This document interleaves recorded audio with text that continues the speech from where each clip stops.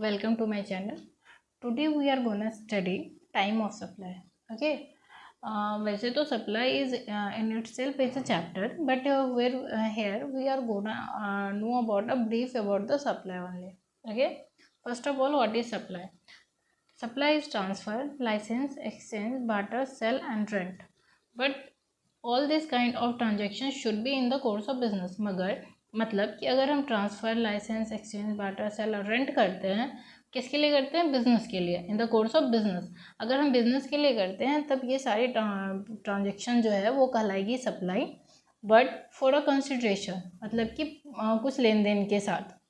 जैसे कि एक केस ऐसा हो सकता है कि हमने किसी को कुछ ट्रांसफ़र किया, ठीक है, बट उसको हमने जो ट्रांसफ़र किया वो क्या है? पर्सनल पर्पज़ के लिए, और उसके लिए उसने हमें कंसिडरेशन भी पे किया है, but that transfer will not considered as supply. And the second case is कि अगर हमने किसी को ट्रांसफ़र किया है, किसी को, मान लो किसी को हमने कोई ऐसे ट्रांसफ़र करी है, ठीक है, इन the course of business, but उसके बिहाफ पे उस इंसान ने हमें कंसिडरेशन पे नहीं किया, they have not given any kind of amount in respect of that transfer, then that transaction is also not considered as supply.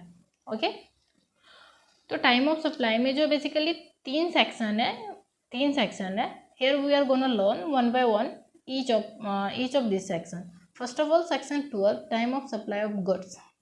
मतलब कि अगर हम किसी सामान को बेचते हैं तो उसके रिस्पेक्ट में टाइम ऑफ सप्लाई क्या होगा। सबसे पहली बात तो चार्जेस दो टाइप के होते हैं, एक तो होता है नॉर्मल चार्जेस, दूसरा होता है रिवर्स चार्जेस। रिवर्स चार्जेस का मतलब होता है, मतलब इन डायरेक्ट केस जहाँ पे रिसिपिएंट को जीएसटी पे करना पड़ता है। रिसिपिएंट मतलब जिसको हमने गुड्स बेचा है, मतलब जो परचेज करता है वो रिसिपिएंट कहलाता है, ठीक है।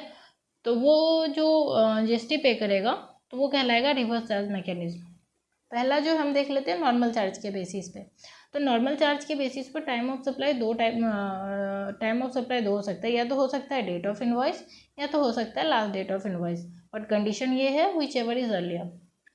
अब हमने यहाँ पे व्हिच एवर इज अर्लियर क्यों लगाया? कभी कभी ऐसा होता है कि हमने किसी सामान को भेज दिया, ठीक है, मान लो कि मैंने लेट सपोज कि मैंने लेट एक्स जो है एक सप्लायर है, ठीक है, सप्लायर है, और इसने वाई को इन डेट केस हमने लास्ट डेट के बाद भी किया है।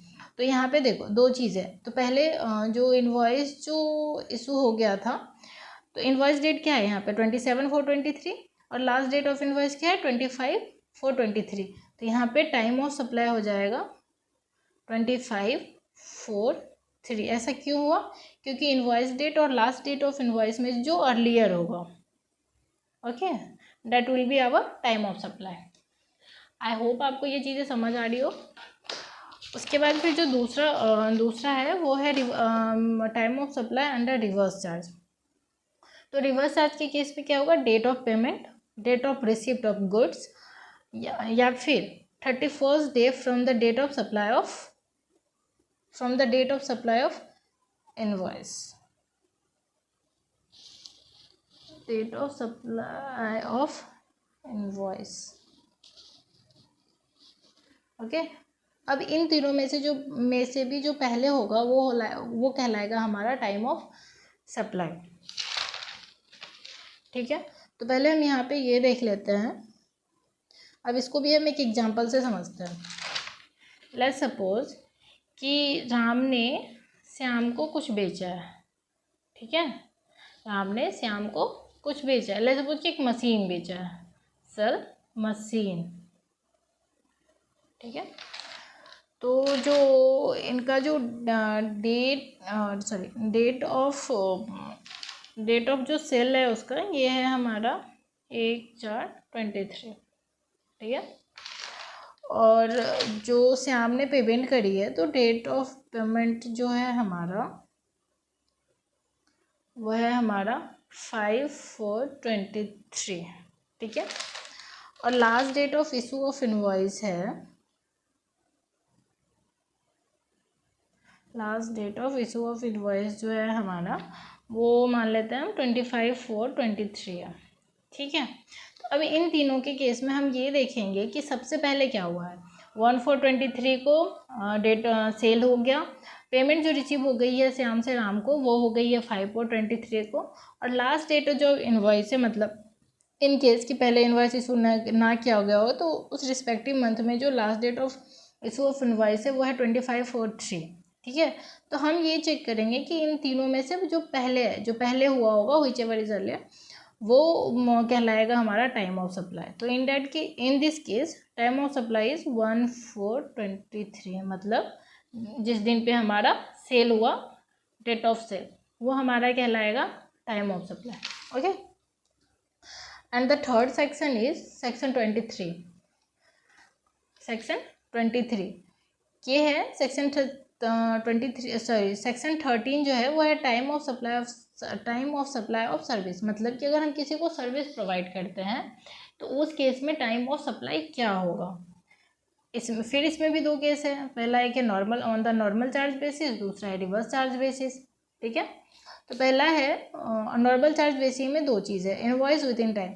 जैसा कि हमने आपको पहले अर्लियर वाले एग्जांपल्स में बताया है कि इनवॉइस कभी कभी ऐसा होता है कि लास्ट डेट तक भी इशू नहीं की जाती। इन दैट केस में टाइम ऑफ सप्लाई क्या होगा in the case of service. And another case is कि जब इनवॉइस जो है with in the time issue हो गया हो तो उस केस में टाइम ऑफ सप्लाई क्या होगा in the case of service. ठीक है, ये पॉइंट नोट करना जरूरी है कि सेक्शन 12 जो है वो डील करता है time of supply of goods and the section 13 जो है वो डील करता है time of supply of service. Please do not get confuse between the time of supply of goods and the time of supply of service. Okay, पहला है तो time of supply of service के case में भी पहला है normal charge, और normal charge में भी पहला केस क्या है हमारा इनवॉइस विद इन टाइम। ठीक है, इसमें भी होगा डेट ऑफ इनवॉइस, मतलब कि जिस दिन पे क्या कहते हैं इनवॉइस जिस डेट पे इनवॉइस को इशू किया गया है या फिर लास्ट डेट ऑफ इनवॉइस होगा। दूसरा होगा डेट ऑफ पेमेंट रिसीव्ड या फिर जिस दिन पे पेमेंट मिला है।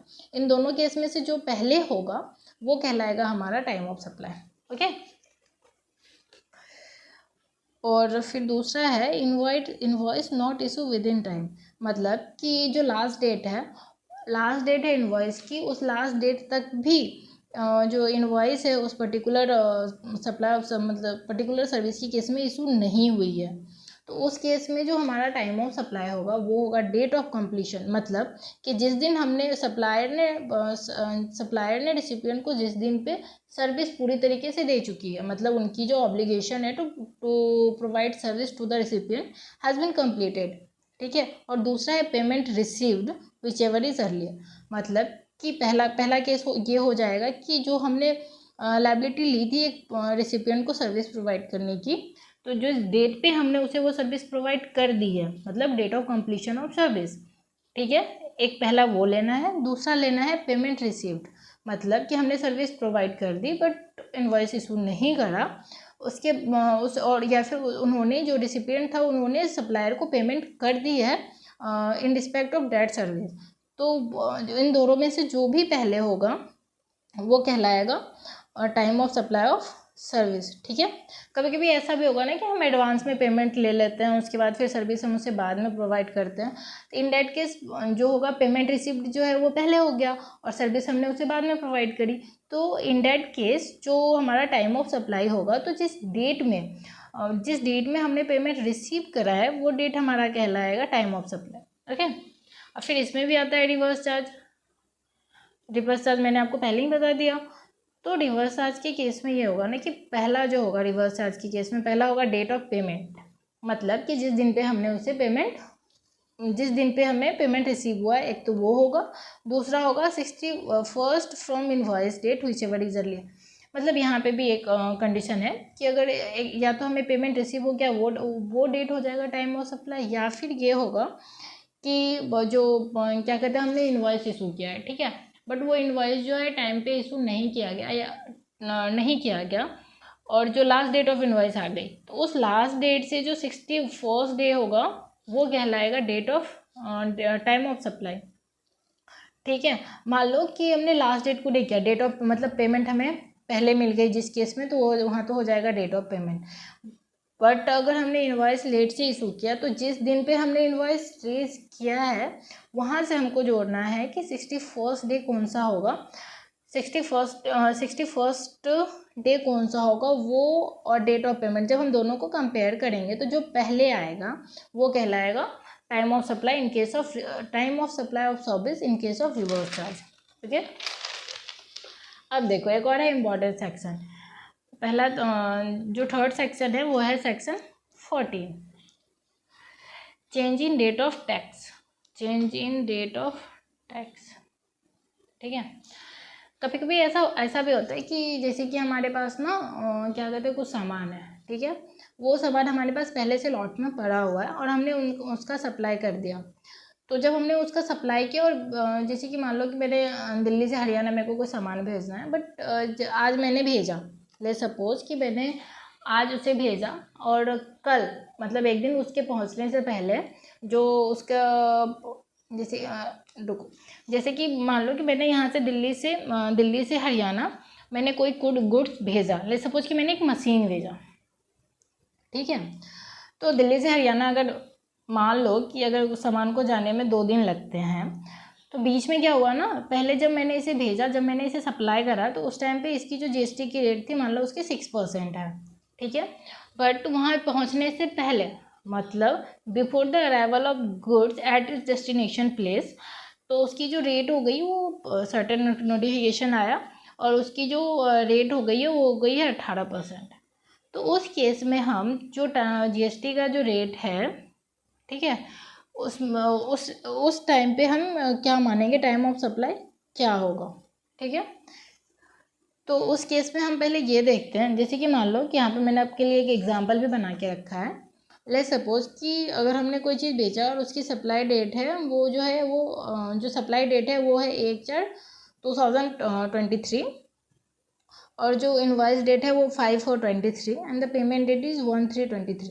इसके लिए ना हम सिंपल सा एक चार्ट बना लेंगे, ठीक है, सिंपल सा हम एक चार्ट बना लेंगे। देखो जैसे कि मैंने यहाँ पे इसको करा हुआ है, तो पहले तो हम सबको लाइन बाय लाइन करेंगे। पहले हमने लिखा हुआ है यहाँ पे, ये है सप्लाई डेट, देखो मैं मेंशन कर दे रही हूँ, ये है सप्लाई डेट, ठीक है, और ये है हमारा इनवॉइस डेट एंड, और यहाँ पे जो हमारा वो हो गया है change in rate of tax, okay. और ये जो है हमारा एक सेकेंड, ये है हमारा पेमेंट, सॉरी, ये है हमारा पेमेंट डेट और ये है हमारा सप्लाई डेट और ये हमारा चेंज इन डेट और ये है हमारा इनवॉइस डेट, ठीक है। जब हम इस ग्राफ पे इसको डालेंगे तो पहले हमें ये चेक करना है कि कौन दो सी ट्रांजेक्शन जो है, कौन जो दो सा डेट है वो हमारा एक साइड पे पड़ रहा है।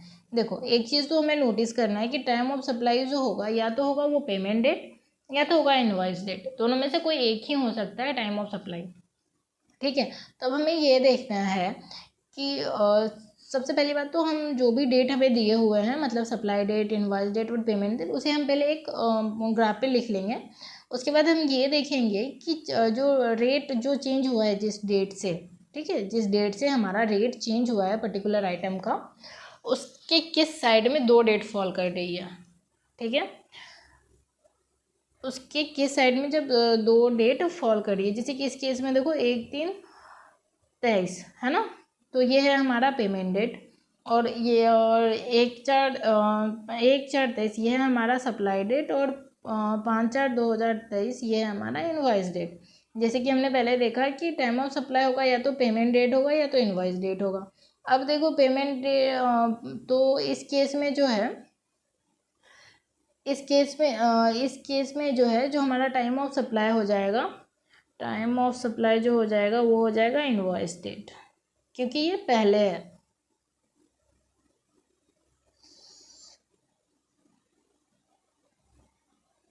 सॉरी इस केस में जो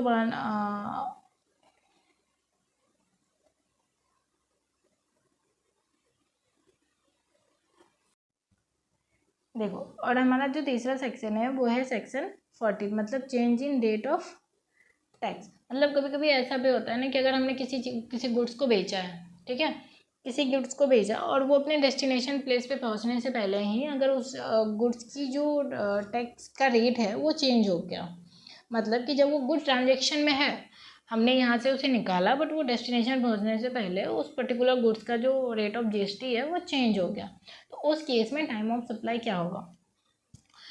तो उसके लिए मैंने यहाँ पे एक एग्जांपल बनाया हुआ है। सबसे पहली बात तो देखो, हमें ये नोट करके रखना है कि टाइम ऑफ सप्लाई जो होगा वो तो या तो डेट ऑफ पेमेंट होगा या फिर डेट ऑफ इनवॉइस होगा। तो पहले ना हम उसका एक ग्राफ बना लेंगे, जैसे मैंने यहाँ पे बना के रखा है। पहले हम ना उसका एक ग्राफ बना लेंगे। जैसे यहाँ पे देखो, मैंने यहाँ पे मार्क कर रखा है 2/4/23, ये जो है ना हमारा change in rate of tax है। अब हम ये देखेंगे कि इसकी किस साइड पे दो ट्रांजेक्शन लाई करती है, ठीक है। जैसे इसके इस साइड में देखो दो ट्रांजेक्शन लाई करती है, पहले है 1/3/23, ये है पेमेंट डेट, एंड दूसरा है 1/4/23, ये है सप्लाई डेट, और उसके बाद जो है 5/4/23, ये है हमारा इनवॉइस डेट। तो देखो यहाँ पे पहले दो डेट लाई करती है, तो इन दोनों में से हमने पहले ही बता दिया आपको कि आपको ये माइंड में रखना है कि जो टाइम ऑफ सप्लाई होगा या तो होगा पेमेंट या तो इनवॉइस डेट। तो यहाँ पे जो पेमेंट है वो पहले हो रही है, ठीक है। तो यहाँ पे जो टाइम ऑफ सप्लाई है, यहाँ पे जो टाइम ऑफ सप्लाई जो है वो होगा हमारा पेमेंट डेट। तो मैं यहाँ पे लिख दे रही हूँ, टाइम ऑफ सप्लाई हो जाएगा इन दिस केस, ये जो हो जाएगा हमारा payment date, that is 1, 3 and 23, ठीक है। और हमारा अब लास्ट टॉपिक बच गया time of supply in case of voucher, ठीक है। जैसे कि देखो, जब हम लोग कभी पेंटालून जाते हैं या फिर मैक्स वगैरह जाते हैं, कभी आपने ऐसे भी देखा होगा पेटीएम वगैरह पे भी वाउचर अवेलेबल होते हैं, बट अगर हम उस वाउचर को लेते हैं तो उस वाउचर पे क्या रेट ऑफ टैक्स लगेगा। तो देखो, वाउचर को ना दो कैटेगरी में आइडेंटिफाई किया गया है। पहला, सप्लाई इज आइडेंटिफाइबल, दूसरा है सप्लाई इज नॉट आइडेंटिफाइबल। मतलब कि अगर हम जब कोई वाउचर परचेज करते हैं तो हमें पता होता है कि उस पर्टिकुलर वाउचर से हम क्या खरीदेंगे। जैसे कि हमने अगर मैक्स का वाउचर परचेज किया तो हमें तो पता है कि अगर हम मैक्स में जाएंगे तो मैक्स में हमें कपड़े मिलेंगे। तो मतलब हमें ये पता है कि उस वाउचर के रिस्पेक्ट में हम क्या खरीदेंगे, कपड़ा। तो उस क्लॉथ के रिस्पेक्ट में जो जीएसटी का रेट होता है वो फिक्स होता है। तो इन दैट केस जो वाउचर जब हम खरीदेंगे ना, तो उसकी जो पेमेंट है हम उसी टाइम पे करेंगे। मतलब जब वाउचर इशू होगी जीएसटी भी उसी टाइम पे पे किया जाएगा। मतलब कि in case of voucher where the supply is identifiable, then the time of supply will be the date of issue of voucher. मतलब कि जिस वाउचर से हमें ये पता हो कि इस वाउचर से हम क्या खरीदेंगे, तो उस पर जो टैक्स। अब देखो, जैसे हम पता है कि हमें इससे कपड़ा खरीदेंगे, तो कपड़ा में बहुत सारे जीन्स आता है, टॉप आता है, जो भी आता है उन सब पे जीएसटी का रेट तो सेम ही रहेगा। जीएसटी का रेट तो चेंज होना नहीं है ना किसी भी चीज़ कपड़े के रिस्पेक्ट में, वेदर कि आप टॉप खरीदो या फिर जीन्स खरीदो। तो उस केस में जो डेट ऑफ इशू का वाउचर होगा, मतलब जिस दिन हम वाउचर को खरीद रहे हैं तो उसी दिन पे हमें ये जीएसटी भी लग जाएगा। बट कभी कभी ऐसा होता है जहाँ पे सप्लाई इज़ नॉट आइडेंटिफाइबल, ठीक है। मतलब कि हमें ये पता नहीं होता कि अगर ये वाउचर हम खरीद रहे हैं तो इस वाउचर से हम क्या खरीदेंगे। ले सपोज कि हमने डीमार्ट का वाउचर खरीदा। अब डीमार्ट में तो कपड़े भी मिलते हैं और क्या कहते हैं उसको, घर के सामान भी मिलते हैं। तो उस केस में जो होता है, जब हम वाउचर को रिडीम करवाते हैं, मतलब हम जब वहाँ पे जाते हैं, जब हम सामान परचेज करते हैं, तो उस टाइम पे हमें उस वाउचर के रिस्पेक्ट में जीएसटी पे करना पड़ता है। मतलब कि in case of supply is in the case of voucher फिर सप्लाई इज नॉट आइडेंटिफाइबल, मतलब हमें ये नहीं पता है कि उस वाउचर से हम क्या खरीदेंगे। In that case date of redemption of voucher will be the time of supply, okay. और फिर एक और आ जाता है time of supply in case of interest, late fee और पेनल्टी। मतलब कि कभी कभी हमें किसी चीज़ के लिए इंटरेस्ट पे करना पड़ता है। अगर हम किसी चीज़ की पेमेंट अगर टाइम पे ना करें तो उसके रिस्पेक्ट में हमें लेट फी भी पे करना पड़ता है, पेनल्टी भी देना पड़ता है।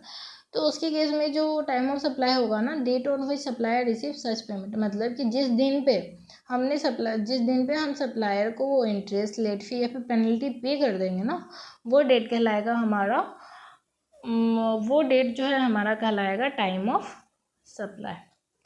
आई होप कि आपको ये वीडियो पसंद आई हो। Thank you.